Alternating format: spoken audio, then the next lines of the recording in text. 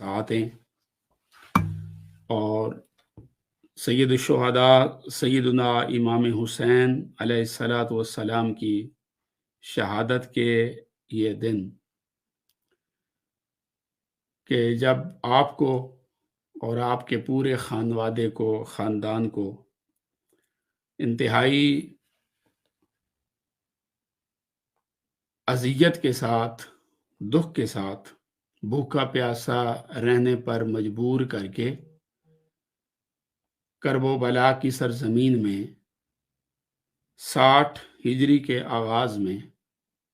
Yazid पलीद और उसके हवारियों ने शहीद कर दिया। सैयदना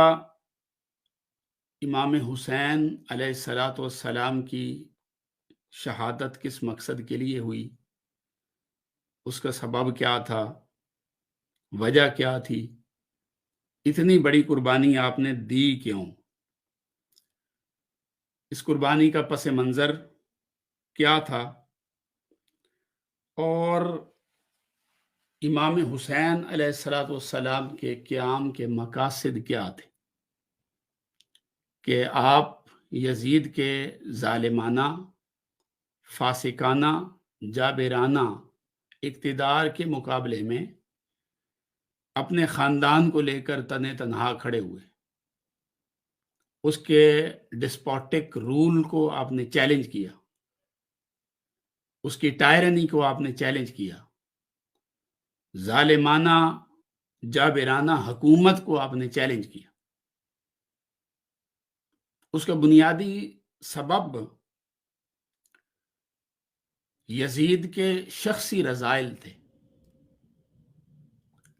यजीद अपने किरदार में, अपनी ज़िंदगी में, अपने अखलाक में, इत्तिबाए शरीयत में इस काबिल नहीं था कि वो आका अलैहिस्सलाम की उम्मत की क़यादत व सियादत कर सकता।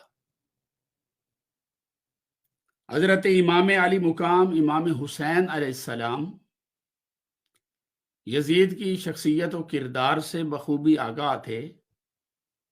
उसके फिस्क व फजूर से बखूबी आगाह थे और एक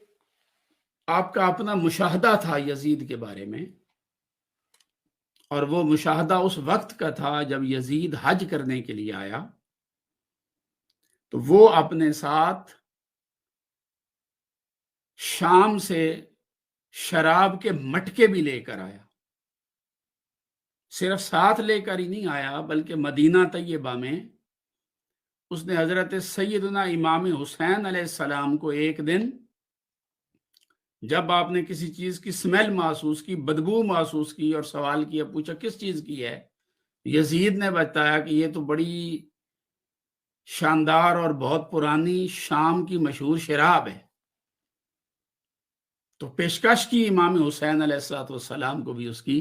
तो आपने इस्तिग़फ़ार पढ़ा इमाम हुसैन अलैहिस्सलाम ने, और आपने फरमाया कि बदबख्त मैंने रसूलुल्लाह सल्लल्लाहु अलैहि वसल्लम की आगोश नबूवत में परवरिश पाई है, और जिस चीज़ को अल्लाह और अल्लाह के रसूल ने हराम करार दे दिया हो तो उसको साथ लेके चल रहा है। यानी इमाम आली मुकाम इमाम हुसैन अलैहिस्सलातु वस्सलाम यजीद के किरदार से खुद आगाह थे और बखूबी आगाह थे। वो जानते थे कि इसके अंदर शख्सी रज़ाइल पाए जाते हैं, इसका अखलाक अच्छा नहीं है, इसकी तरबियत अच्छी नहीं है, इसका उठना बैठना, नशिस्त व बर्खास्त वो शरीयत इस्लामी की तालीमात के मुताबिक नहीं है। और इमाम हुसैन अलैहिस्सलाम जानते थे कि वो शरीयत की मुहर्रमात यानी जिन चीज़ों को शरीयत इस्लामिया ने हराम करार दिया है उनको हलाल समझता, जैसे वो शराब को हलाल समझ रहा है। उसके शख्सी रज़ाइल से आगाह होने की वजह से इमाम आली मुकाम इमाम हुसैन अलैहिस्सलाम ने उसके खिलाफ क़याम किया। और क़याम बतौर ख़ास उस वक्त हुआ कि जब अमीर मुआविया रज़ी अल्लाह तआला अन्हु उनका विसाल हो गया और उनके फौत हो जाने के बाद यजीद तख्त नशीन हो गया। अगरचे अमीर मुआविया کی زندگی کے آخری ایام میں یزید کے لیے راہ ہموار کرنے کی کوششیں شروع ہو چکی تھی۔ جیسے ہی ان کا وہ فوت ہوئے تو یزید تخت نشین ہو گیا، اور اس نے تخت پر بیٹھتے ہی سب سے پہلے ولید بن عتبہ جو گورنر تھا مدینہ کا، اس کو خط لکھا، اور اس میں اس نے واضح طور پر لکھا خط کے اندر کہ خذ حسینا و عبداللہ ابن عمر و عبداللہ ابن زبیر بالبیعۃ اخذا شدیدا۔ اس نے خط لکھا ان کو کہ حضرت امام حسین علیہ السلام کو پکڑ لو، عبداللہ ابن عمر کو پکڑ لو، عبداللہ ابن زبیر کو پکڑ لو، بالبیعۃ، ان سے میری بیعت لو، اخذا شدیدا، زبردستی ان کو پکڑو، لیست فیہ رخصت حتی یبایعوا، اور کسی قسم کی ان کے لیے کوئی رخصت نہیں ہے، کوئی سیکنڈ آپشن ان کے لیے نہیں ہے، صرف ایک ہی ان کے پاس چوائس ہے کہ یہ بیعت کریں یزید کی۔ یہ خط لکھا یزید نے تخت نشین ہوتے ہی گورنر مدینہ کو، ولید بن عتبہ کو۔ اس نے اہل بیت پاک کی آنکھیں دیکھی تھی، ان کا ادب حیا کرتا تھا۔ اس نے امام حسین علیہ السلام کو بلایا اور کہا کہ یہ یزید کا خط آیا۔ مروان بن حکم کو بھی بلایا، اور مروان بن حکم وہ شخص ہے جو ہمیشہ اہل بیت پاک کے ساتھ بغض رکھنے والا شخص تھا، اور یہ وہ بدبخت انسان ہے جس نے ولید بن عتبہ کو حضرت امام حسین علیہ السلام کو فوری طور پر شہید کر دینے کا مشورہ دیا۔ بہرکیف اس نے نہیں کیا، اس کی بات نہیں مانی، تو وہاں پر آپ کو مجبوراً یہ دعوت دی گئی کہ آپ یزید کی بیعت کریں۔ تو امام حسین علیہ السلام نے فرمایا کہ میرے جیسا شخص یزید جیسے شخص کی بیعت نہیں کر سکتا، یعنی میرے جیسا شخص جس نے آغوش نبوت میں پرورش پائی ہے، جس نے رسول اللہ صلی اللہ علیہ وآلہ وسلم کے کندھوں پر سواری کی ہے، اور میرے جیسا وہ شخص کہ جس کی خاطر آقا علیہ السلام نے اپنے سجدے طویل کیے، اور میرے جیسا وہ شخص کہ جسے حضور علیہ السلام نے آپ نے کسا کے اندر اپنی چادر تطہیر کے اندر لیا ہے، اور جن کے بارے میں قرآن مجید کے اندر طہارت کی آیات نازل ہوئی ہیں، وہ اس جیسے یعنی یزید پلید جیسے شخص کہ جو زانی بھی ہے، شرابی بھی ہے، خائن بھی ہے، بددیانت بھی ہے، شریعت کے فرائض کا، واجبات کا ضائع کرنے والا ہے، احکامات شریعت کا مذاق اڑانے والا ہے، میرے جیسا شخص اس جیسے شخص کی بیعت نہیں کر سکتا۔ آپ نے واش گاف الفاظ میں یزیدیت کے واضح کر دیا ولید بن عتبہ کے سامنے۔ پھر حضرت امام حسین علیہ السلام کی یہ جو سٹرگل ہوئی، اس کا فلسفہ، اس کی بنیاد کیا تھی، اس کو آپ نے کئی مقامات پر واضح کی۔ جب آپ مدینہ طیبہ چھوڑ رہے تھے تو وہاں پر بھی آپ کے بھائی حضرت مسلم بن حنفیہ رضی اللہ تعالیٰ عنہ، انہوں نے بھی آپ سے پوچھا کہ آپ بیعت کیوں نہیں کرنا چاہتے، تو آپ نے واضح طور پر بتایا کہ وہ بد کردار ہے، میں کبھی اس کی بیعت نہیں کروں گا، وہ فاسق ہے، فاجر ہے، شریعت کی نمازیں ضائع کرتا ہے، شریعت کے احکامات کی اتباع نہیں کرتا، میرے جیسا آدمی اس کی بیعت نہیں کر سکتا۔ پھر یہ وہ چیز ہے جو آپ نے بار بار جس شخص نے بھی آپ کے قیام کا آپ سے مقصد پوچھا آپ نے بیان کی، حتیٰ کہ آپ کربلا کے میدان میں پہنچ آئے۔ میدان کربلا سے ذرا پہلے ایک مقام تھا بیزا، مقام بیدا، وہاں پر حضرت امام حسین علیہ السلام نے یہ جو آپ سٹرگل کر رہے ہیں، آپ نے 27 رجب المرجب کو مدینہ طیبہ چھوڑا ہے، آپ مکہ آ گئے ہیں، پھر آپ نے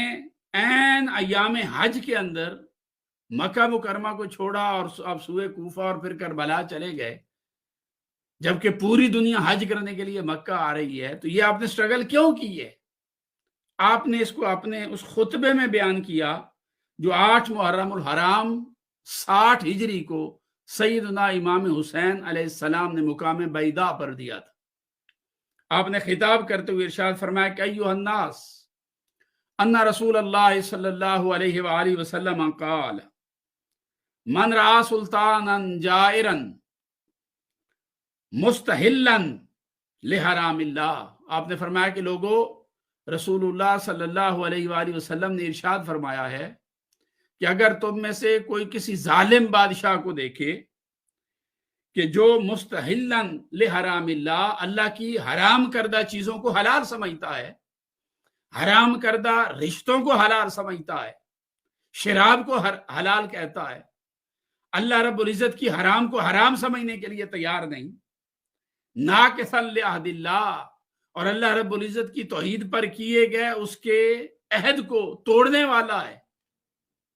وَمُخَالِفًا لِسُنَّةِ رسول اللہ صلی اللہ علیہ وآلہ وسلم، اور رسول اللہ صلی اللہ علیہ وآلہ وسلم کی سنت کی مخالفت کرنے والا ہے. اگر تم میں سے کوئی شخص ایسے بندے کو دیکھتا ہے یعمل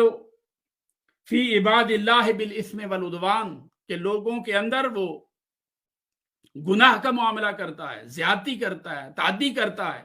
انحراف کرتا ہے، لوگوں کے حقوق سلب کرتا ہے، ان کی جائیدادیں لوٹتا ہے، اللہ کا بھی نافرمان ہے، لوگوں کے لیے بھی ظالم ہے، فاسق ہے، فاجر ہے. اگر تم میں سے کوئی ایسے بادشاہ کو دیکھے فَلَمْ يُغَيِّرُ مَا عَلَيْهِ بِفِعْلٍ وَلَا قَوْلٍ، اور وہ اپنے قول اور فعل کے ساتھ اس کے مقابلے میں اٹھ کر کھڑا نہ ہو جائے، اس کے خلاف زبانی جہاد نہ کرے، اس کے خلاف اپنی تلوار بے نیام نہ کرے، اس کی بربریت کے خلاف، اس کے جبر کے خلاف اٹھ کر کھڑا نہ ہو جائے. حضور علیہ السلام نے فرمایا کان حقاً علی اللہ ان یدخلہ مدخلا، تو اللہ رب العزت کو یہ حق حاصل ہے کہ وہ ایسے بندے کو واصل جہنم کر دے. پھر آپ نے فرمایا الا ان ہؤلاء قد لازموا طاعت الشیطان، آپ نے فرمایا لوگوں خبردار ہو جاؤ، یہ یزید، یہ عبید اللہ بن زیاد اور یہ پورا ان کا ٹولہ، یہ وہ لوگ ہیں کہ جنہوں نے اللہ رب العزت کی اطاعت کو ترک کر دیا ہے اور شیطان کی اطاعت کو اپنے اوپر لازم کر دیا ہے. اور یہ وہ لوگ ہیں کہ وَتَرَكُوا طَاعَةَ الرحمن، اللہ کی اطاعت انہوں نے ترک کر دی ہے. وَأَظْهَرُوا الْفَسَادَ، اور سرزمین پر ان کی وجہ سے فساد ظاہر ہونے لگ گیا. یہ کیسر و کسرا کے طریقوں کے مطابق زبردستی لوگوں کو بیعت پر مجبور کر رہے ہیں.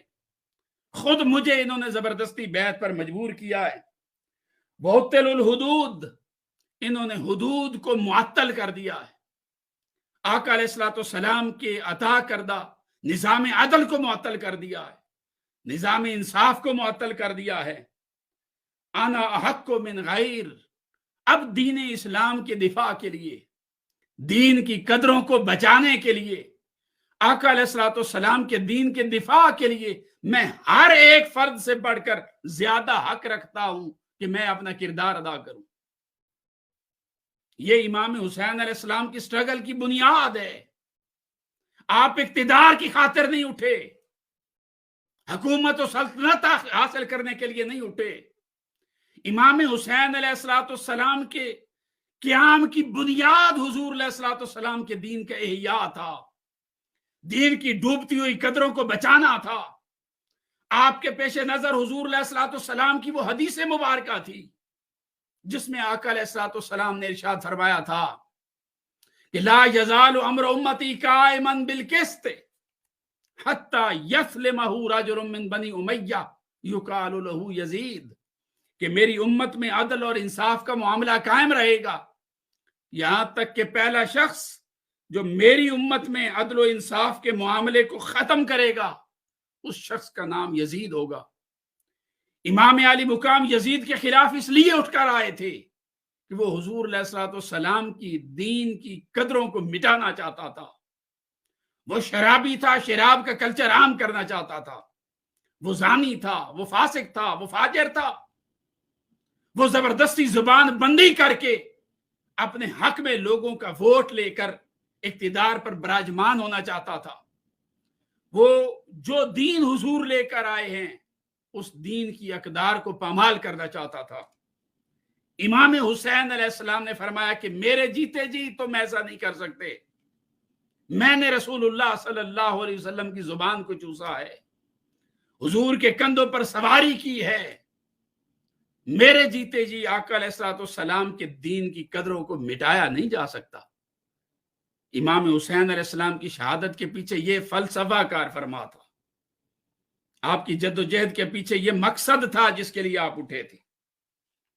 یزید بدبخت کے نصیب میں یہ ہرما نصیبی لکھی تھی کہ اس نے آپ کے خون سے اپنے ہاتھوں کو رنگنا تھا، اور آقا علیہ الصلوۃ والسلام نے امام حسین علیہ الصلوۃ والسلام کے بچپنے میں یہ چیز بتا دی تھی کہ امام حسین علیہ الصلوۃ والسلام کو شہید کیا جائے، کون شہید کریں گے یہ بھی بتا دیا تھا، کب شہید کریں گے سن بھی بتایا تھا۔ حضرت سیدنا ابو ہریرہ رضی اللہ تعالیٰ عنہ کی روایت ہے، حضرت ابو ہریرہ فرماتے ہیں میں نے حضور علیہ الصلوۃ والسلام کو فرماتے ہوئے سنا، آقا علیہ الصلوۃ والسلام سن 60 ہجری کے آغاز سے اللہ کی پناہ مانگ رہے تھے مسجد نبوی کے اندر، اور دعا مانگ رہے تھے اللہم انی اعوذ بک من رأس الستین و امارت الصبیان، کہ باری تعالیٰ میں 60 ہجری کے آغاز سے اور اوباش نوجوان لوگوں کی حکومت سے تیری پناہ مانگتا ہوں۔ حضرت ابو ہریرہ اس حدیث کے راوی ہیں۔ حضرت ابو ہریرہ خود دعا مانگا کرتے تھے باری تعالیٰ مجھے 60 ہجری نہ دکھانا، لہٰذا 59 ہجری میں 1 سال پہلے ان کا وصال ہوا ہے، حضرت ابو ہریرہ کا، جو اس حدیث کے راوی ہیں، کہ آقا علیہ الصلوۃ والسلام پناہ مانگا کرتے تھے اور لوگوں کو کہتے تھے 60 ہجری سے پناہ مانگو۔ واقعہ شہادت امام حسین کے مارز وجود میں آنے سے تقریباً 50 سال پہلے، 55 سال پہلے آقا علیہ الصلوۃ والسلام 60 ہجری سے پناہ مانگ رہے۔ کیوں؟ حضور علیہ الصلوۃ والسلام کی نگاہ اوباش نوجوانوں کے تخت نشین ہونے کو دیکھ رہی تھی، حضور علیہ الصلوۃ والسلام کی نگاہ امام حسین علیہ الصلوۃ والسلام کے مدینہ سے نکلنا بھی دیکھ رہی تھی، امام حسین علیہ الصلوۃ والسلام کے ایام حج میں مکہ کا چھوڑنا بھی دیکھ رہی تھی، اور راستے کی تکلیفیں مشکلات کا برداشت کرنا بھی دیکھ رہی تھی۔ آقا علیہ الصلوۃ والسلام کی نگاہ بیمار زین العابدین کو بھی دیکھ رہی تھی، امام عالی مقام کا کوفہ میں پہنچنا بھی دیکھ رہی تھی، آپ کا محاصرہ ہونا بھی دیکھ رہی تھی، کوفیوں کو بلانا بھی دیکھ رہی تھی، ان کا بے وفائی کرنا بھی دیکھ رہی تھی، یزید کی جبر کو بھی دیکھ رہی تھی، عبید اللہ بن زیاد کی بربریت کو بھی دیکھ رہی تھی، اہل بیت اطہار کے ایک ایک نفس کے اوپر تیروں کا چلایا جانا بھی دیکھ رہی تھی، ان کے گلوں کا کاٹا جانا بھی دیکھ رہی تھی، اہل بیت پاک کے خیموں کا جلایا جانا بھی دیکھ رہی تھی، ان کے اوپر پانی کا بند ہونا بھی دیکھ رہی تھی، نگاہ مصطفیٰ علی اکبر کی شہادت بھی دیکھ رہی تھی، حضرت قاسم بن حسن کی شہادت بھی دیکھ رہی تھی، علی اصغر کی شہادت بھی دیکھ رہی تھی، حر کا قربان ہونا بھی دیکھ رہی تھی، حضرت عباس علمدار کی وفاداری بھی دیکھ رہی تھی، اور اہل بیت پاک کی مقدس بیبیوں کے سروں سے چادر کا چھینا جانا بھی دیکھ رہی تھی۔ اور 50-55 سال پہلے یہ قیامت صغریٰ کا منظر دیکھ کر حضور فرما رہے تھے اللہم انی اعوذ بک من رأس الستین، کہ باری تعالیٰ میں 60 ہجری کے آغاز سے تجھے پناہ مانگتا ہوں۔ حضور پناہ مانگ رہے تھے۔ مولا کائنات علی شیر خدا رضی اللہ تعالیٰ عنہ اس علاقے سے گزرے، کربلا کی سرزمین سے، حضرت منہال رضی اللہ تعالیٰ عنہ روایت کرتے ہیں میں مولا کائنات علی شیر خدا کے ساتھ تھا، کہتے ہیں جب ہم اس کربلا کے کنارے سے گزرے، کربلا کے میدان سے، ایک جگہ پر جا کر حضرت علی شیر خدا اپنی سواری سے نیچے اتر آئے اور گھٹنوں کے بل زمین پر بیٹھ گئے اور اس کی مٹی کو ایسے اٹھایا اور فرمایا کہ یہ سرزمین کرب و بلا ہے، پھر رو پڑے اور فرمانے لگے ہا ہنا مناخ رکابہم و مغراق دمائہم و موضع رحالہم فیۃ و فدیہ تبکی علیہم السماء والارض، یہاں ان کے خیمے لگیں گے، یہاں ان کی نعشیں گرائی جائیں گی، یہاں ان کے خیموں کو آگ لگائی جائے گی، اور کوئی ان کے اوپر آنسو بہانے والا نہیں ہوگا، آسمانوں سے اللہ رب العزت آنسو بہائے گا۔ یہ امام حسین علیہ السلام فرما رہے ہیں۔ کربلا کے اندر حضرت امام حسین علیہ السلام کی جب ہم شہادت کو دیکھتے ہیں، ہر کرب اذیت اور تکلیف ہمیں اس کے اندر نظر آتی. وہ لوگ، ان کا اسلام کے ساتھ، دین کے ساتھ کوئی تعلق نہیں ہے، جو امام حسین علیہ الصلوۃ والسلام کی شہادت کے اندر شریک ہوئے، یا آپ کی شہادت پر خوش ہوئے، آپ کی شہادت کا ذریعہ بنے، وسیلہ بنے، ان کا ایمان کے ساتھ کوئی تعلق نہیں. کیونکہ حضور علیہ الصلوۃ والسلام نے فرمایا ہے کہ اہل بیت اطہار کی مودت اور محبت یہ ایمان کا حصہ ہے. یہی وجہ ہے کہ اہل اللہ، صالحین، اتقیاء، خانقاہیں وہ ہمیشہ سے اہل بیت پاک کی اسی نسبت کو نبھاتی ہیں. اور درگاہ عالیہ حضرت سلطان سید محمد علی بلخی رحمۃ اللہ تعالی علیہ، ان کا سلسلہ عالیہ بھی اہل بیت اطہار کی مودت والا سلسلہ ہے. تمام سلاسل اہل بیت اطہار کی مودت اور غلامی کا درس دینے والے،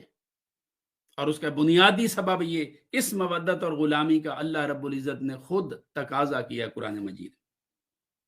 ہم اگر فلسفہ شہادت امام حسین کو سمجھنا چاہتے ہیں، امام حسین علیہ السلام کے قیام کے سبب کو سمجھنا ہوگا. آپ کے قیام کا سبب دین اسلام کا دفاع تھا. اتنے برگزیدہ ہونے، مقرب ہونے کے باوجود بھی آپ نے جب دین کی قدروں کے مٹنے کی بات آئی ہے تو پر جان کی پرواہ نہیں کی. حالانکہ یہ وہ جان ہے جس کے ساتھ مودت کا تقاضا ہر کلمہ گو سے کیا گیا. قرآن مجید فرقان حمید کی جو میں نے آپ کے سامنے آیت پڑھی ہے، اس میں قُل لَا أَسْأَلُكُمْ عَلَيْهِ أَجْرًا إِلَّا الْمَوَدَّةَ فِي الْقُرْبَى. میرے محبوب آپ فرما دیں کہ میں آپ سے کسی قسم کے اجر کا سوال نہیں کرتا، إِلَّا الْمَوَدَّةَ فِي الْقُرْبَى، سوائے اپنی قرابت کی مودت کے. إِلَّا الْمَوَدَّةَ فِي الْقُرْبَى، میں صرف آپ سے اپنی قرابت کی مودت کا سوال کرتا ہوں. اب یہ قرابت کون ہے؟ جب دیکھیے، جب یہ آیت نازل ہوئی، صحابہ کرام نے خود حضور علیہ الصلوۃ والسلام سے پوچھا، یا رسول اللہ ہمیں بتائیں من ہم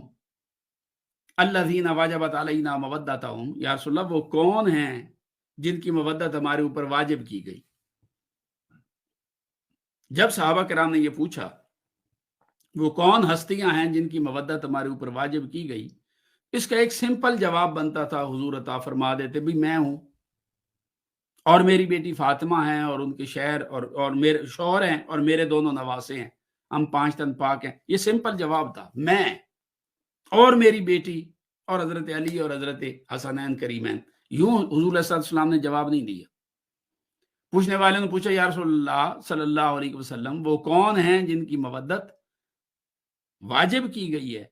تو آقا علیہ الصلوۃ والسلام نے اپنے جواب کا مرکز اپنی ذات کو نہیں بنایا کہ میں ہوں اور میری بیٹی اور اس کا شوہر ہے، یوں نہیں فرمایا، بلکہ حضور علیہ السلام نے اپنے جواب کا مرکز سیدہ کائنات فاطمہ الزہرا سلام اللہ علیہا کو بنایا. انہوں نے پوچھا، یا رسول اللہ کن کی مودت واجب ہے؟ آقا علیہ السلام نے فرمایا فاطمہ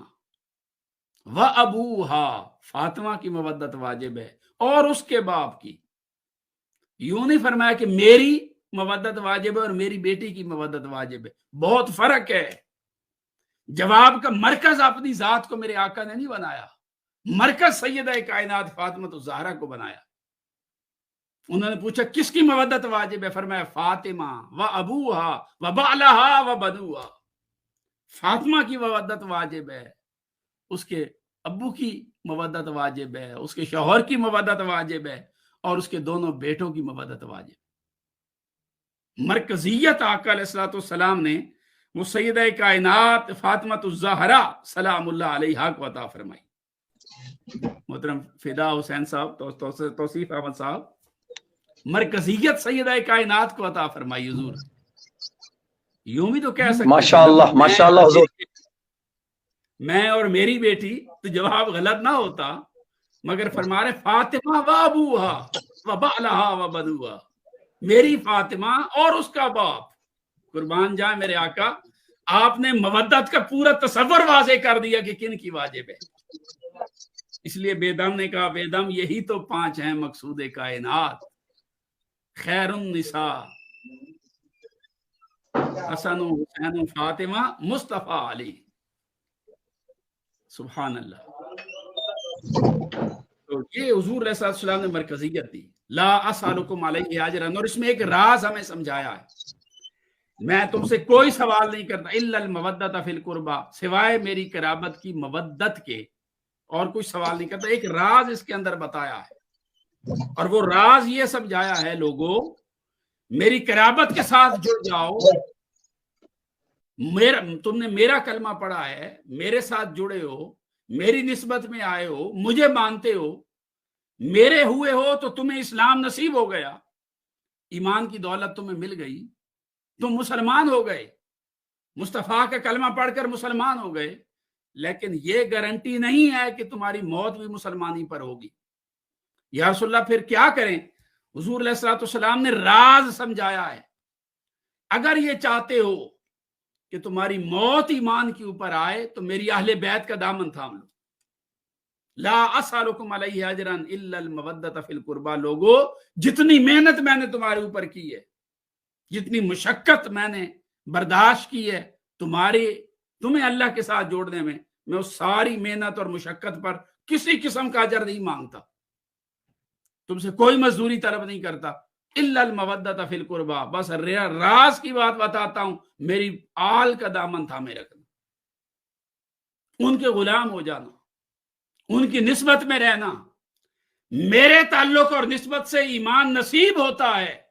اور اہل بیت پاک کی غلامی اور نسبت میں آنے سے ایمان محفوظ ہوتا ہے، ایمان پر مرنے کی گارنٹی ملتی ہے بندے کو۔ یہی وجہ ہے کہ حضور نبی اکرم صلی اللہ علیہ وآلہ وسلم نے کئی احادیث، امام طبرانی رحمۃ اللہ تعالی علیہ نے اس کو بیان کیا ہے، اور امام مسند فردوس میں یہ روایات آئی ہیں، امام احمد بن حنبل نے اپنی مسند میں روایت کی ہیں، کئی کتب کے اندر یہ روایات آئی۔ آقا علیہ السلام نے ارشاد فرمایا کہ من مات علی حب آل محمد مات کلاہما، کہ جو شخص حضور کی آل کی محبت دل میں لے کر مرتا ہے وہ اسلام اور ایمان پر مرتا ہے۔ من مات علی حب آل محمد مات مومنا مستکمل الایمان، جو حضور کی آل کی محبت دل میں لے کر مرتا ہے وہ مومن ہو کر مرتا ہے اور کامل ایمان پر مرتا ہے۔ یعنی اہل بیت اطہار کی مودت اور ان کی غلامی یہ اس بندے کو ایمان پر مرنے کی گارنٹی دیتی ہے۔ جو حضور کی آل کا غلام ہو جائے، جو حضور کی آل کی نسبت کے ساتھ جڑ جائے، وہ ایمان پر مرتا ہے، اور جس شخص کے اندر حضور کی آل کی نسبت نہیں، حضور کی آل کی غلامی نہیں، وہ شخص چاہے جتنے حج کر لے، جتنا بڑا عالم بن جائے، نمازیں پڑھے، روزے رکھے، حج ادا کرے، زکاتیں دے، وہ حضور علیہ السلام نے فرمایا وہ شخص منافق رہتا ہے، اس شخص کے دل میں ایمان داخل ہی نہیں ہوتا۔ حضرت ذر فرماتے ہیں، حضور علیہ السلام نے فرمایا کہ حضرت علی شیر خدا فرماتے ہیں کہ حضور علیہ السلام نے فرمایا کہ اے علی لا یحبنا منافق ولا یبغضنا مومن، کہ ہم کوئی منافق ہمارے ساتھ محبت نہیں کر سکتا اور کوئی مومن ہم سے بغض نہیں رکھ سکتا۔ پھر آقا علیہ السلام نے فرمایا، حضرت جابر بن عبداللہ انصاری رضی اللہ تعالیٰ عنہ حدیث کے راوی، امام طبرانی نے معجم الاوسط میں حدیث نمبر 4002 ہے، وہاں پر روایت کیا۔ آقا علیہ السلام نے ارشاد فرمایا کہ ایھا الناس من ابغضنا اہل البیت، جو ہم اہل بیت سے بغض رکھتا ہے، حشرہ اللہ یوم القیامت یہودیا، اللہ رب العزت اسے قیامت والے دن یہودی بنا کر اٹھائے گا، یعنی اسے مسلمانوں کی صف سے اٹھنا نصیب نہیں ہوگا جو حضور کی آل سے بغض رکھتا ہے۔ صحابہ کرام نے پوچھا وَإِن صَامَ وَصَلَّى، یا رسول اللہ یہ تو آپ نے بہت بڑی بات کر دی کہ جو آپ کی آل سے بغض رکھتا ہے وہ یہودی بنا کر اٹھایا جائے گا، یا رسول اللہ کیا وہ نماز پڑھتا ہو اور روزے رکھتا ہو پھر بھی یہودی بنا کے اٹھایا جائے گا؟ آقا علیہ السلام نے فرمایا نام ان صام وصلی ان صام وصلی ان صام وصلی، ہاں اگر وہ میری آل سے بغض نہیں رکھتا، وہ نماز پڑھے یا روزے رکھے، نماز پڑھے روزے رکھے، نماز پڑھے روزے رکھے، اسے یہودی بنا کر اٹھایا جائے گا، اس کا اہل ایمان کی صفوں سے اسے اٹھنا نصیب نہیں ہوگا۔ پھر حضور نے ایک مقام پر فرمایا والذی نفسی بیدہ لا یبغضنا اہل البیت احد الا ادخلہ اللہ النار، کہ اہل بیت پاک سے جو بندہ بھی بغض رکھتا ہے اللہ رب العزت اس کو واصل جہنم کرے گا۔ یعنی ایمان پر مرنے کی گارنٹی نہیں ہے اس شخص کے پاس جو حضور کی آل سے بغض رکھنے والا۔ تو حضور کی آل سے محبت اور غلامی یہ ایمان پر مرنے کی گارنٹی ہوتی۔ یہی وجہ ہے کہ ایک حدیث پاک میں آقا علیہ الصلوۃ والسلام نے ارشاد فرمایا کہ کوئی شخص جو ہے وہ اپنی زندگی ساری کی ساری اللہ رب العزت کی بارگاہ میں اس کے گھر میں گزار دے، اور زندگی اس طرح سے اللہ کے گھر میں گزارے کہ من صافانا بین الرکن والمقام ولاقی اللہ وہو مبغض لآل محمد، کہ کوئی رکن اور مقام کے اندر زندگی گزارے، یعنی رکن یمانی اور مقام ابراہیم کے درمیان کے ایریے میں، کعبۃ اللہ کے سائے میں، بالکل مطاف کے اندر رکن یمانی اور مقام ابراہیم کے درمیان بیٹھ کر اپنی پوری زندگی گزار دے، وہیں سوئے وہیں جاگے، وہاں عبادت کرے، ہر روز ہر نماز کے ساتھ طواف کرے، ہر روز عمرہ کرے، ہر روز تلاوت قرآن کرے، وہیں پر روزے رکھے، وہاں تراویحاں پڑھے، وہاں پر اپنی پوری زندگی بسر کر دے، مگر دنیا سے اس حال میں رخصت ہو وہ ہوا مبغض لآل محمد، کہ اس کے دل میں حضور کی آل کا بغض ہے، حضور نے فرمایا داخل النار، وہ شخص جہنم میں جائے گا۔ لن يقبل اللہ تعالیٰ منہ صرفا ولا عدلا، نہ اللہ پاک اس کی کوئی نفلی عبادت قبول کرے گا، نہ کوئی فرضی عبادت قبول کرے گا، نہ نوافل قبول، نہ فرائض قبول، نہ واجبات قبول، نہ اتباع شریعت قبول، نہ بڑی بڑی کتابوں کا پڑھنا رٹنا قبول، نہ حفظ قرآن قبول، نہ حفظ بخاری قبول، نہ دورہ حدیث قبول۔ اس بندے کا کوئی عمل قبول نہیں ہوتا جس کے دل میں حضور علیہ الصلوۃ والسلام کی آل کا بغض آ جاتا ہے۔ اور جو شخص خوش نصیب ہو جائے اور جسے حضور کی آل کی محبت نصیب ہو جائے، آقا علیہ السلام نے فرمایا جو حضور علیہ الصلوۃ والسلام کی آل سے بغض رکھتا ہے اس کا تو یہ کہ یہودی بن کر اٹھایا جائے گا، اس کے اعمال رد کر دیے جائیں گے، جہنم میں جائے گا، اس کا کوئی عمل قبول نہیں ہوگا۔ بلکہ ایک روایت میں فرمایا کہ حشرہ اللہ یوم القیامت مکتوبا بین عینیہ آیس من رحمت اللہ، کہ قیامت والے دن جب اسے اٹھایا جائے گا مکتوبا بین عینیہ، اس کی آنکھوں کے درمیان اس کی پیشانی پر لکھا ہوا ہوگا یہ بندہ اللہ کی رحمت سے مایوس کر دیا گیا۔ اگر حضور کی آل سے بغض رکھتا ہے تو وہ مایوس ہوگا قیامت والے دن، لیکن اگر حضور کی آل سے محبت رکھتا ہے اور اسی محبت میں مر جاتا ہے، حضور نے فرمایا من مات علی حب آل محمد جعل اللہ زوار قبرہ الملائکۃ والرحمہ، اللہ رب العزت اس کی قبر کو ملائکہ اور اپنی رحمت کا زوار زیارت گاہ بنا دیتا، ملائکہ رحمت اترتے ہیں اس بندے کی قبر کے اوپر۔ اور پھر ایک مقام پہ فرمایا الا من مات علی حب آل محمد مات مؤمنا مستکمل الایمان، جو حضور کی آل کی محبت دل میں لے کے مرے وہ مومن اور کامل ایمان پر مرتا۔ اور ایک مقام پر فرمایا من مات علی حب آل محمد بشرہ ملک الموت بالجنہ ثم منکر و نکیر، کہ جو حضور کی آل کی محبت دل میں لے کر مرتا ہے ملک الموت اس کی روح بعد میں قبض کرتے ہیں، اسے جنت کی بشارت پہلے عطا فرماتے ہیں، اور جب آپ اسے دفناتے ہیں وہ قبر میں جاتا ہے تو قبر میں منکر اور نکیر بھی اسے جنت کی بشارت دینے کے لیے آتے، حساب کتاب نہیں لینے آتے، جنت کی بشارت دینے کے لیے اس کے پاس آتے۔ اور پھر حضور نے فرمایا من مات علی حب آل محمد یزف الی الجنت کما تزف العروس الی بیت زوجہا، کہ جو حضور کی آل سے محبت دل میں لے کر مرتا ہے اس کو جنت کی طرف اس شان و شوکت کے ساتھ لے جایا جائے گا جس طرح تم ایک دلہن کو شادی کے بعد اس کے شوہر کے گھر کی طرف لے کر جاتے، تم خوشیاں مناتے ہوئے اس کو لے کر جاتے ہو، اس کے اوپر پھول پھینکتے ہوئے لے کر جاتے ہو، لوگوں میں خوشی سے پیسے تقسیم کرتے ہوئے دلہن کو لے کر جاتے ہو، اس کے ناز نخرے اٹھاتے ہوئے اس کو لے کر جاتے ہو، جیسے تم دلہن کو شوہر کے گھر کی طرف ناز اور نخروں کے ساتھ لے کر جاتے ہو اور خوشیوں کا اظہار کرتے ہو، فرق صرف یہ ہے کہ تم انسان ہو دلہن کو لے کر جاتے ہو، جو حضور کی آل کا غلام ہو اور اس غلامی پر مرے، اللہ رب العزت کے حبیب نے فرمایا کہ وہ جنت میں ایسے جائے گا کہ ملائکہ اس کو خوشیاں منا رہے ہوں، اس کو سجا سنوار کر دلہن کی طرف جنت کی طرف لے کر جائیں گے۔ اور پھر حضور نے فرمایا جو حضور کی آل کی محبت دل میں لے کر مرتا ہے، من مات علی حب آل محمد فاتح اللہ فی قبرہ ہی بابان الی الجنہ، اللہ پاک اس کی قبر کے اندر 2 دروازے جنت کی طرف کھول دیتا، اس کی قبر کو جنت بنا دیا جاتا ہے، جنت کا باغ بنا دیا جاتا ہے۔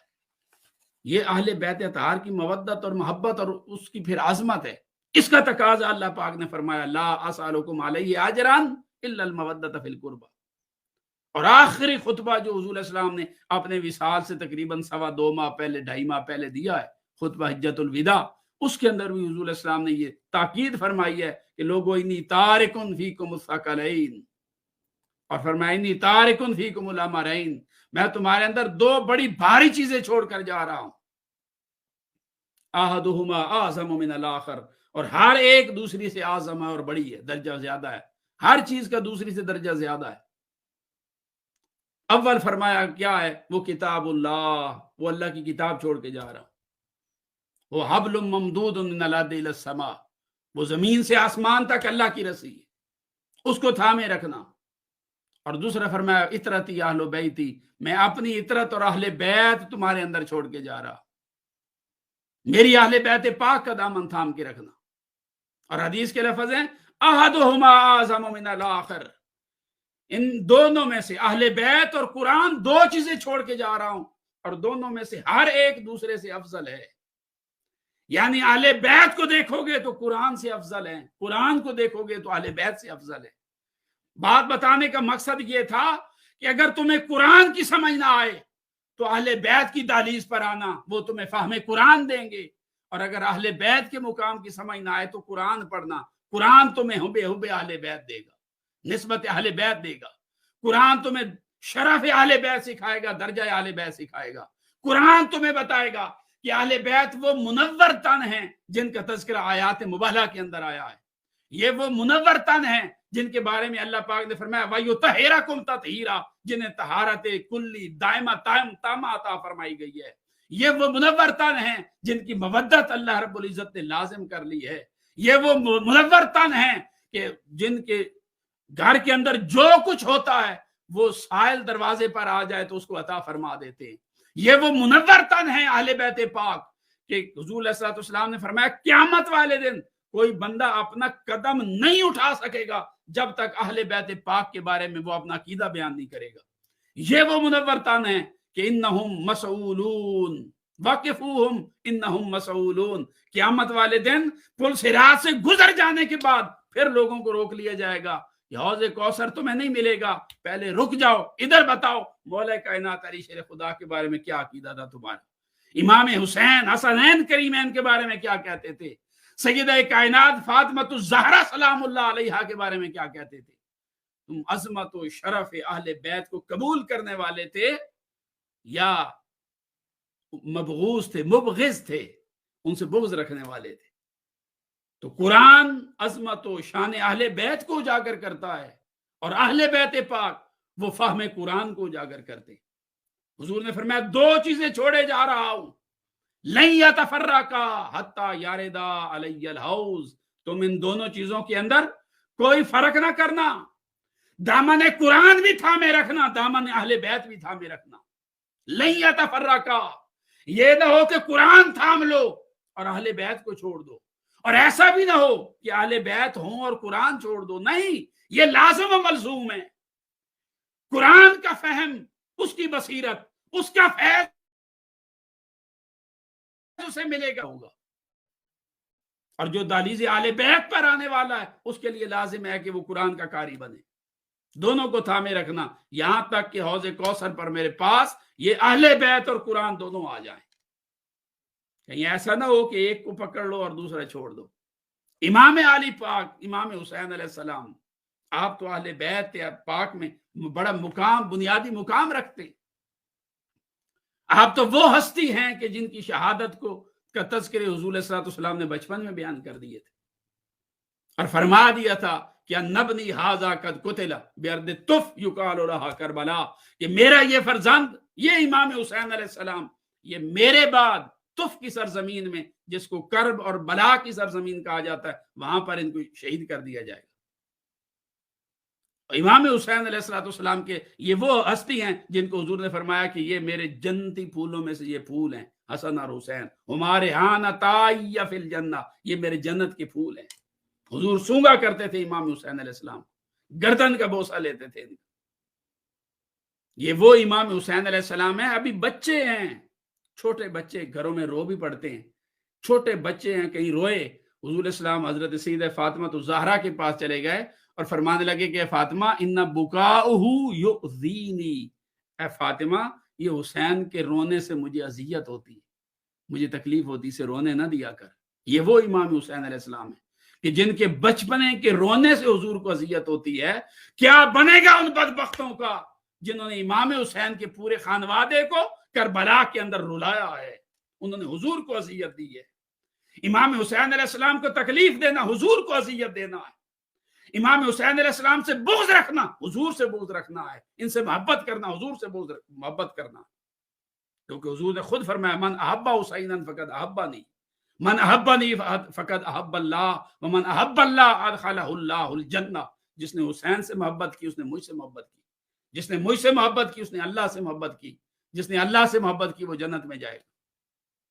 من ابغض الحسین فقد ابغضنی، جس نے حسین سے بغض رکھا اس نے مجھ سے بغض رکھا۔ من ابغضنی فقد ابغض اللہ، جس نے مجھ سے بغض رکھا اس نے اللہ سے بغض رکھا۔ ومن ابغض اللہ ادخلہ اللہ النار، جس نے اللہ سے بغض رکھا اللہ اسے واصل جہنم کرے گا۔ یعنی حب حسین جنت ہے، بغض حسین جہنم ہے۔ جو حسین کا ہوتا ہے وہ خدا کا ہو گیا، مصطفیٰ کا ہو گیا،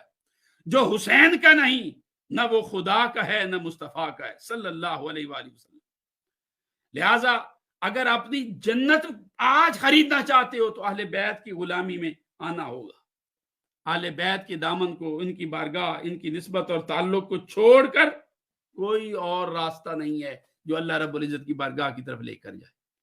تو امام حسین علیہ السلام کی شہادت جو ہے یہ حضور علیہ السلام کی زندگی کا جو باب شہادت ہے اس کی تکمیل ہے۔ امام حسین علیہ السلام کی شہادت جو ہے یہ کئی اعتبارات سے بڑی منفرد ہے۔ آپ کا قیام اسلام کی خاطر، اسلام کی بقا کی خاطر، اسلام کے وقار کی خاطر تھا۔ امام حسین علیہ السلام نے یہ جو کربلا ہے اس کو ایک عظیم درسگاہ بنا دیا ہے۔ اس کربلا کے اندر ہمیں حریت کا درس ملتا ہے، آزادی فکر کا درس ملتا ہے۔ درسگاہ کربلا میں ہمیں یہ پیغام ملتا ہے کہ وقت کی اگر کوئی یزید بھی مقابلے میں آ جائے تو تنہا بھی ہو تو ڈرو مت، زندگی موت کا مالک اللہ ہے، رزق کا مالک اللہ ہے، جان کا مالک اللہ ہے۔ یہ حریت فکر کا درس دیتی ہے کربلا، آزادی فکر کا درس دیتی ہے کربلا، ظالم کے خلاف جینے کا حوصلہ دیتی ہے کربلا، باطل کو للکارنے کا حوصلہ دیتی ہے کربلا، امر بالمعروف کی ہمت اور نہی عن المنکر کا سلیقہ ملتا ہے کربلا سے۔ کربلا تو ایک درسگاہ ہے، کربلا ہمیں وفاداری کا درس دیتی ہے کہ عباس علمدار جیسے وفادار ہمیں کربلا میں نظر آتے ہیں، حضرت ابو بکر جیسے وفادار، ابو بکر بن علی، عمر بن علی جیسے وفادار کربلا میں نظر آتے ہیں، اور جیسے وفادار کربلا میں نظر آتے ہیں، حضرت قاسم جیسے وفادار کربلا میں ملتے ہیں، حضرت علی اکبر، علی اصغر جیسے وفادار کربلا میں ملتے ہیں۔ تو وفاؤں کی ایک تاریخ بھی ہمیں کربلا میں ملتی ہے، پھر تسلیم و رضا کا ایک درس بھی ہمیں کربلا میں ملتا ہے کہ باری تعالیٰ تو جس پر راضی ہے میں اس پر راضی ہوں۔ اگر تیری رضا چھوٹے 6 ماہ کے علی اصغر کے سینے میں تیر مروانے اور اس کو شہادت دینے میں ہے تو میرے مولا میں اس پر بھی راضی ہوں۔ تسلیم و رضا کا کمال ہمیں کربلا میں ملتا ہے، عفت و حجاب اور عصمت اس کا کمال ہمیں کربلا میں ملتا ہے۔ اہل بیت پاک کی مقدس پاکیزہ بیویوں نے ان کربناک حالات کے اندر بھی اپنی عزت اور عصمت کی حفاظت کی ہے۔ اور کربلا کا وہ چیپٹر جسے ظالم دشمن قوت اور طاقت کے ذریعے مٹانا چاہتا تھا، ایک خاتون نے اسے پوری دنیا کے سامنے اجاگر کر دیا اس لیے علامہ اقبال رحمۃ اللہ علیہ نے بڑا خوبصورت بیان کیا ہے کہ حدیث عشق دو بابست کربلاؤ دمشق، یک حسین رقم کرد و دیگر زینب۔ وہ کہتے ہیں کہ یہ جو حدیث عشق ہے اس کے دو ہی باب ہیں، اس کا ایک باب کربلا ہے، ایک دمشق ہے۔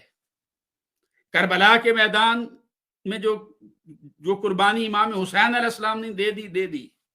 اب اس قربانی کو دنیا کے سامنے اجاگر کرنے کی ذمہ داری وہ حضرت زینب نے نبھائی۔ تو یہ خواتین کے لیے بھی کربلا کے فلسفے میں بہت زیادہ میسج ہے، پیغام ہے۔ حالات کتنے کربناک کیوں نہ ہو، دشمن کتنا جری کیوں نہ ہو، اگر خاتون حضرت سیدہ زینب جیسی حوصلہ مند ہو تو وہ گھر کی باقی بیویوں کو بھی سنبھال لیتی۔ تو کربلا جو ہے یہ کئی اعتبارات سے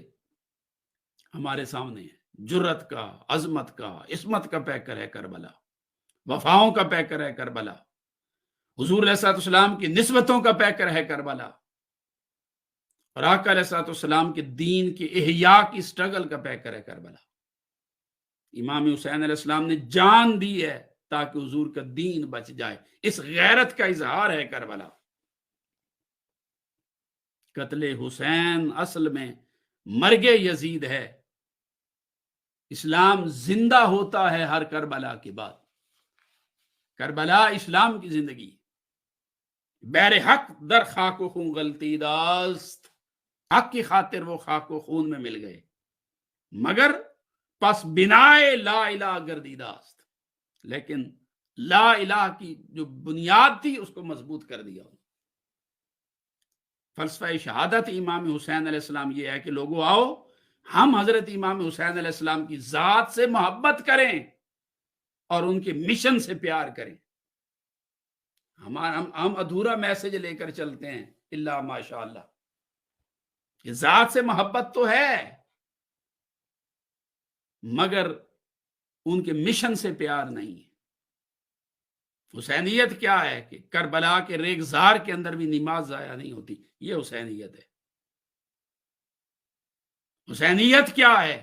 کہ سامنے ساری رات وہ رقص و سرود کرتے رہے، 9 اور 10 محرم الحرام کی درمیانی رات۔ حسینیت یہ ہے کہ آپ کو پتہ ہے صبح شہید ہونا ہے مگر کوئی پریشانی نہیں، ساری رات اللہ کی عبادت میں بسر ہوتی، یہ حسینیت ہے کہ بندہ بالکل ایک ذرے برابر بھی اہمیت نہ دے دشمن کی قوت اور طاقت کو، حق کے مقابلے میں اس کی کوئی اہمیت نہیں ہوتی۔ زیادہ سے زیادہ کیا جان چلی جائے گی نا، وہ تو جانی ہے، ہمیشہ تھوڑی رہنا ہے یہاں پر، ایک نہ ایک دن تو سب نے مرنا ہے۔ حسینیت یہ ہے کہ مرنا تو ہے ہی، تو کسی اونچے اور اعلیٰ مقصد کے لیے جان دی جائے، یہ سوچ پیدا کرنا حسینیت ہے، اس فلسفے کو ماننا حسینیت ہے، کہ یہ نہ کہنا پڑے کہ جان دی ہوئی اسی کی تھی، حق تو یہ ہے کہ حق ادا نہ ہوا، نہیں، حق ادا کرنے کی کوشش کرے، جانا تو ہے ہی، اس چیز کا، اس تڑپ کا پیدا کرنا یہ حسینیت ہے۔ حضرت سیدنا امام زین العابدین رضی اللہ تعالیٰ عنہ فرمایا کرتے تھے کہ کوئی شراب پینے والا امام حسین علیہ السلام کا نام نہ لے، آپ فرماتے تھے کوئی نمازیں نہ پڑھنے والا، دین سے فرار اختیار کرنے والا امام حسین علیہ السلام کا نام نہ لے۔ اس کی وجہ یہ ہے کہ جنہوں نے امام حسین علیہ السلام کو شہید کیا وہ شرابیں پینے والے تھے، وہ نمازیں ضائع کرنے والے تھے، اللہ ماشاء اللہ۔ امام حسین یہ کا پیغام اور آپ کی پوری سٹرگل کا فلسفہ یہ ہے کہ دین کو اپنے اوپر لاگو کریں، اور پھر دین اگر اس کی قدریں مٹ رہی ہوں ان کو بچانے کی جدوجہد اور سٹرگل کریں۔ یہ فلسفہ جو ہے اس کو حضور علیہ السلام کی آل ہی اس طرح سے زندہ کر سکتی تھی،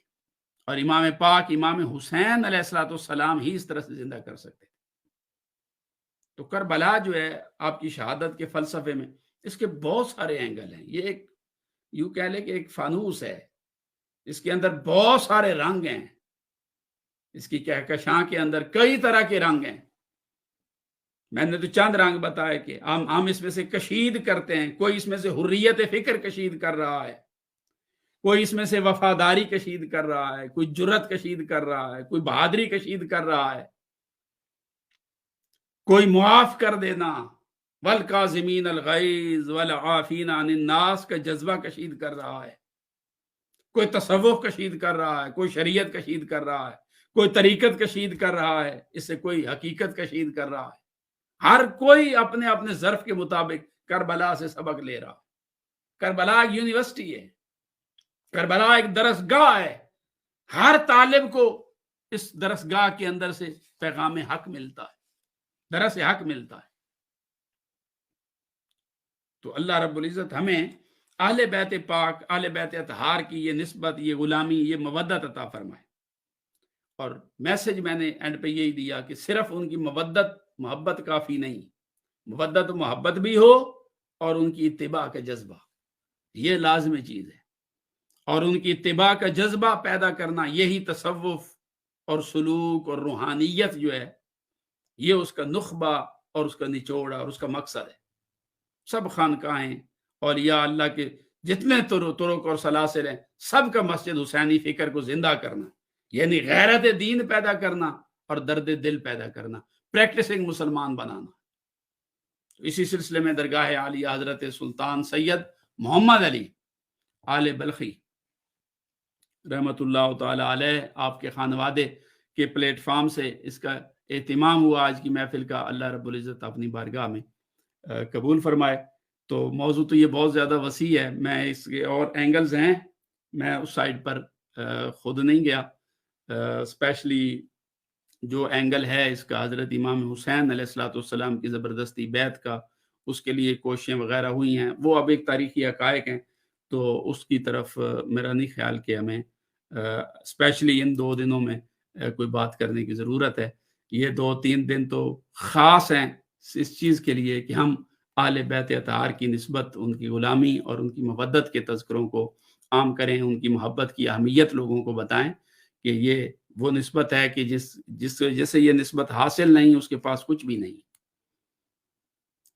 جس کے پاس اہل بیت پاک نہیں ہے، اس کے پاس کچھ بھی نہیں۔ جس کے پاس امام حسین علیہ السلام کی محبت نہیں ہے، اس کے پاس کچھ بھی نہیں، وہ خالیات ہے۔ صرف عبادات، نمازیں، سجدے، میں نے آپ کے سامنے چند حدیثیں رکھی ہیں، یہ اس کے کسی کام نہیں آئیں گے۔ اور پھر سب سے بڑھ کر اس کا تقاضا اللہ پاک نے قرآن میں کیا ہے ان کی مودت اور غلامی کا۔ لا اسألکم علیہ اجرا الا المودۃ فی القربی کہہ کر یہ قرابت کی مودت کا تقاضا اللہ پاک نے کیا ہے قرآن پاک۔ اب اگر کوئی شخص ان سے بغض رکھتا ہے یا ان کی شہادت کے دنوں میں اسے بڑی خوشی محسوس ہوتی ہے یا وہ خوشی کے ساتھ سیلیبریٹ کرتا ہے، اس کا مطلب ہے کہ وہ اپنے بغض کا اظہار کرتا ہے۔ اللہ پاک ہمیں اس قسم کے فتنوں سے بچنے کی توفیق عطا فرمائے، اور اہل بیت پاک کی نسبت، ان کا تعلق اور ان کی غلامی ہمیں عطا فرمائے۔ حضور علیہ السلام نے واضح طور پر ان کی نسبت کو، ان کے تعلق اور ان کی غلامی کو بیان فرمایا، اور آقا علیہ السلام زندگی بھر اسپیشلی حسنین کریمین کے بارے میں بہت زیادہ محتاط رہے، اور سارے اہل بیت پاک کے بارے میں محتاط رہے، اور اس کے بارے میں بھی کئی احادیث مبارکہ ہیں۔ مثلا حدیث پاک ہے، حضور علیہ السلام کے چچا ہیں، وہ آقا علیہ السلام کی برگاہ میں حاضر ہوئے اور انہوں نے آ کر ایک واقعہ بیان کیا آقا علیہ السلام کے سامنے۔ واقعہ انہوں نے یہ بیان کیا حضرت عباس بن عبد المطلب رضی اللہ تعالیٰ عنہ، اور یہ بھی امام حاکم نے اس حدیث کو مستدرک میں روایت کیا ہے، المستدرک علی الصحیحین، یعنی یہ جو حدیث ہے یہ بخاری مسلم کی روایت شرائط پر پورا اترتی ہے، مگر امام بخاری مسلم نے اس کی روایت نہیں کیا، ان کی شرطوں پر پوری اترتی ہے، اس کو امام حاکم نے مستدرک میں لیا ہے۔ حضرت عباس بن عبد المطلب رضی اللہ تعالیٰ عنہ فرماتے ہیں کہ وہ کہتے ہیں کہ قلت یا رسول اللہ صلی اللہ علیہ وسلم، وہ کہتے ہیں کہ میں نے کہا کہ یا رسول اللہ صلی اللہ علیہ وسلم، یہ جو قریش لوگ ہیں، اذا لاقی بعضها بعضا لقوها ببشر حسن، کہ یا رسول اللہ یہ جو قریش لوگ ہیں جب یہ آپس میں ایک دوسرے کو ملتے ہیں تو یہ ہنستے اور مسکراتے ہوئے چہروں کے ساتھ ملتے ہیں، یعنی ایک دوسرے کو ملتے ہوئے اسمائلنگ فیسز کے ساتھ ملتے ہیں، ریسیپشن دیتے ہیں ایک دوسرے کو ملتے ہوئے، ریسیو کرتے ہیں ود اسمائلنگ فیسز۔ وَإِذَا لَقُونَا، مگر یہ جب ہمیں ملتے ہیں، لَقُونَا بِوُجُوهٍ لَا نَعْرِفُهَا، اور جب یہ ہمیں ملتے ہیں تو یہ ایسے چہروں کے ساتھ ملتے ہیں کہ ہم ان کے چہروں کو پہچان ہی نہیں سکتے، یعنی ملتے ہوئے کوئی مسکراہٹ نہیں ہوتی، آپس میں ایک دوسرے کو بڑے ریلیکس موڈ میں ملتے ہیں، ہنستے ہیں، مسکراتے ہوئے، ویلکمنگلی ملتے ہیں، ود اوپن آرمز ملتے ہیں، مگر ہمیں ملتے ہوئے کچھ چہرے پہ مسکراہٹ بھی نہیں ہوتی۔ اب یہ دیکھیے ایک معمولی سی بات ہے اہل بیت کے بارے میں کہ آپس میں ملیں تو مسکراتے چہرے سے ملیں، حضور کی آل کا کوئی فرزند ہے اور اس کو قریش کا کوئی لوگ ملیں اور وہ ملتے ہوئے ان کے چہروں پر مسکراہٹ نہ آئے، سمائل نہ ہو، اتنی چھوٹی سی بات تھی۔ اب اس بات کے مقابلے میں یہ بھی اب اذیت دینے والی بات تھی، اس کے مقابلے میں کہاں وہ بڑی اذیت ہے شہید کر دینا۔ اب یہ اتنی سارا کام ہو گیا کچھ لوگوں سے کہ وہ اہل بیت پاک کے کسی بندے کو ملتے ہوئے ان کے چہرے پر مسکراہٹ نہ تھی۔ یہ بات آقا علیہ السلام کو بتائی گئی، حدیث کے لفظ ہیں فَخَاضَبَ رسول اللہ صلی اللہ علیہ وسلم غضبًا شدیدا، اس کو سن کر آقا علیہ السلام شدید غضبناک ہوئے، شدید غصے میں آ گئے، اور پھر آقا علیہ السلام نے فرمایا وقال والذی نفس محمد بیدی، اس رب کی عزت کی قسم جس کے قبضہ قدرت میں محمد کی جان ہے صلی اللہ علیہ وسلم، لن يدخل قلب رجل علی ایمان حتی یحبکم للہ ولقرابتکم منی، اس رب کی عزت کی قسم جس کے قبضہ قدرت میں میری جان ہے، کسی شخص کے دل میں اس وقت تک ایمان داخل ہی نہیں ہو سکتا جب تک وہ تمہارے ساتھ اللہ کی خاطر اور اس کے رسول کی خاطر محبت نہیں کرتا۔ یعنی اہل بیت کو ملتے ہوئے اگر چہرہ سمائلنگ فیس والا نہیں ہے تو حضور نے فرمایا کہ یہ محبت نہ ہونے کی دلیل ہے۔ اگر اہل بیت سے محبت ہوتی تو جس طرح آپس میں ایک دوسرے کو اسمائلنگ فیس ملتے ہیں اسی طرح اسمائلنگ فیس کے ساتھ ملتے ہیں۔ یہ وداؤٹ اسمائلنگ فیس ملنا اس بات کی دلیل ہے کہ آپ یہ حضور علیہ السلام کی آل سے محبت نہیں کرتے۔ تو آقا علیہ السلام نے فرمایا ایسے بندے کے دل میں ایمان داخل ہی نہیں ہو سکتا۔ تو جو اہل بیت کو ملتے ہوئے چہرے پر سمائل جس کے نہ آئے اس کے دل میں تو ایمان داخل نہیں ہو سکتا، تو کیا خیال ہے اس شخص کے بارے میں جو باقاعدہ ان سے بغض رکھتا ہے، جو امام حسین کی بجائے حضرت حسین کہتا ہے، جو ان کی اذیت اور تکلیف کے دن میں خوشیاں مناتا ہے، یا جنہوں نے شہید کیا ہے وہ کیسے مومن ہو سکتا ہے؟ اس کے دل میں ایمان کیسے داخل ہوگا جس نے شہید کیا، جس نے شہادت میں مدد کی، جس نے جھوٹ بولا یا دھوکہ دیا، ظلم کیا، یہ ظلم کا ذریعہ اور سبب بنا، وہ سارے کے سارے لوگ ہمیشہ کے لیے آقا علیہ السلام کی شفاعت سے محروم ہو گئے۔ انہیں حضور علیہ السلام کی شفاعت میں سے کوئی حصہ نہیں ملے گا، وہ ہلاک ہو جائیں گے، اس لیے کہ نجات اس کے لیے ہے جس کے پاس اہل بیت پاک کی محبت ہے۔ یہی وجہ ہے حضور نے فرمایا کہ میری اور میرے اہل بیت کی محبت یہ حضرت نوح علیہ السلام کی کشتی کی طرح ہے، من راکبہ نجا ومن تخلف عنہا غرق، جو اس کشتی پر سوار ہوا وہ نجات پا گیا اور جو سوار ہونے سے پیچھے رہ گیا وہ غرق ہو گیا۔ یہ اہل بیت پاک کی محبت، ان کی مودت ہے اور ان کی نسبت ہے۔ جو حضور علیہ السلام کی آل کا ہو گیا وہ حضور کا ہو گیا، اور جو حضور کی آل کا نہیں وہ حضور کا نہیں۔ حضور علیہ السلام اتنے محتاط تھے، یہ دیکھیے صرف سمائلنگ فیس ہے، اور اسی یہی راوی ہیں حضرت عباس بن عبد المطلب، اس دوسری روایت کے الفاظ صرف مختلف ہیں تھوڑے سے، وہ یہ ہے کہ یہ آپس میں گفتگو کر رہے ہوتے ہیں، اور جب ہم اہل بیت میں سے کوئی ان کے پاس سے گزرتا ہے یا پاس جاتا ہے یا اپنی گفتگو روک دیتے ہیں، یعنی اپنی بات میں ہمیں شریک نہیں کرتے۔ حضور علیہ السلام نے سیم الفاظ غصے میں آئے اور یہی الفاظ فرمائے، اس شخص کے دل میں ایمان داخل نہیں ہو سکتا جو تمہارے ساتھ ایسا کرتا ہے۔ تو یہ اتنا حساس معاملہ ہے اہل بیت پاک کا، حضور کی آل کا، سیدنا امام پاک امام حسین علیہ السلام۔ یہ وجہ ہے کہ کئی ائمہ نے لکھا ہے کہ جو حضور کی آل کا بغض دل میں لے کے مرتا ہے وہ شخص ویسے کفر کی موت مرتا ہے، منافقت کی موت مرتا ہے، اور جو حضور کی آل سے محبت رکھے اور اسی محبت میں اس دنیا سے چلا جائے، حضور علیہ السلام نے فرمایا وہ قیامت کے دن کیسے اٹھے گا۔ حضور نے پوری منظر کشی کی، سبحان اللہ، قربان جائے اس شخص کی قسمت پر جسے آج حضور کی آل سے محبت کرنا نصیب ہوا۔ آقا علیہ السلام نے فرمایا جب قیامت کا دن آئے گا، انا واہل بیتی، میں اور میرے اہل بیت اور ہم سے محبت کرنے والے ہم سارے مجتمع ہوں گے، ہم سب مجتمع ہوں گے، میں، میرے اہل بیت اور ہم سے محبت کرنے والے ہم سب مجتمع ہوں گے، قیامت والے دن اکٹھے ہوں گے۔ آقا علیہ السلام نے فرمایا۔ اب قیامت کا دن ادھر قرآن نے بھی اس کا تذکرہ کیا ہے۔ قرآن نے کیا کیا ہے کہ قیامت کا دن وہ اتنا لمبا ہوگا کہ یوم کان مقدارہ 50,000 سنہ، کہ وہ ایک دن 50,000 سال کے برابر ہوگا۔ اور حضور فرما رہے ہیں کہ اس دن میں اور میرے اہل بیت اور ہم سے محبت کرنے والے ہم اکٹھے بیٹھے ہوں گے۔ تو صحابی نے پوچھا یا رسول اللہ کیا کر رہے ہوں گے اکٹھے بیٹھ کر؟ حضور نے فرمایا ناکل و ناشرب، باقی سارے لوگ اس دن کی سختیوں اور تلخیوں سے پریشان ہوں گے اور ان کے جسموں سے پسینہ نکل رہا ہوگا، اور وہ 70 ذراع تک ایک ایک بازو کے برابر وہ پسینہ زمین کے اندر جا رہا ہوگا، مگر حضور نے فرمایا میں اور میرے اہل بیت ہم اکٹھے بیٹھ کر قیامت والے دن بھی کھا پی رہے ہیں۔ یہ اہل بیت کی نسبت کی برکتیں ہیں، یہ اہل بیت کے پاک کی غلامی کی برکتیں ہیں کہ یہاں پر ان کے صدقے میں ایمان ملتا ہے اور ایمان پر مرنے کی گارنٹی ملتی ہے۔ قبر میں ان کے صدقے میں قبر بہشت جنت بنتی ہے، اور آخرت میں اہل بیت پاک کی غلامی میں اللہ پاک اٹھنا نصیب فرماتا ہے۔ اہل بیت کے صدقے پل صراط سے گزرتے ہوئے قدموں کو ثبات ملتا ہے، اور اہل بیت پاک کے صدقے میں حضور اسلام کی حوض کوثر سے جام ملتی ہے۔ اللہ رب العزت ہمیں اہل بیت پاک کی نسبت اور غلامی عطا فرمائے، اس میں زندہ رکھے، اس پر موت عطا فرمائے۔ ہمارے دیگر ہمارے میزبان محترم برارم توصیف احمد وانی صاحب کا، آپ کا آپ کے پیج کی پوری ایڈمن